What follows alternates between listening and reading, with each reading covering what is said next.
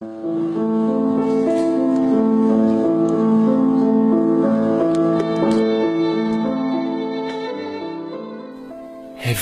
te pêlên dara straniyê bi çavên min diveşandin. Çandina guhê min ji durbûna te xirab e. Palayên hevokên dibe jana min. Kê dikare bibêje ez değişim? Kê? Porên te ji hevokên te re dibe tembûra efsûnî. Rika bedeng bûn tê. Guhên min hê hesaba çandina xwe ye. Navber bide. û ji palayên hevokên xwe re jî hêz bide. Levra ez di xewinê xwe de xewinan dibînim. Tu destê xwe dirêjî min dikî. Dibêjî çavên xwe bigire. Gava çavên xwe digirim dikevim xewê. û di xevinekê din de çavên xwe vedikim. Tu dîsa hemberê min de amade yî. û dîsa dibêjî çavên xwe bigire. Ez nikarim bibêjim na. Ji ber vê hema xewinan dibînim. Niha li ku me? Nizanim. Hişyarım? Nizanim. Rastî ye? Nizanim.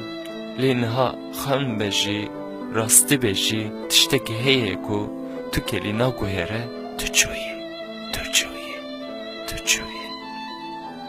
Ez niha ziman jekirî. Ji çûyînê ra dipirsim, bersiv nade û ez diçim. Hey diçim, hay diçim. Hey diçim, hay diçim. Deynê çûyîn heye, loma, ew ziman jekirî. Ez pirtir ziman jekirî.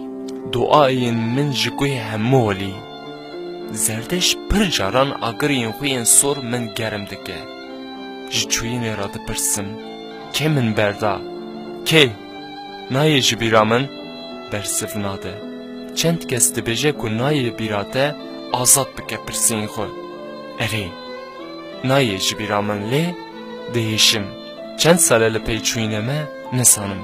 Kesin nasî ji nemaye ba min. Helbestên xwe ji moriyên re parve dikim. Bi çavên xwe, bi dilên xwe.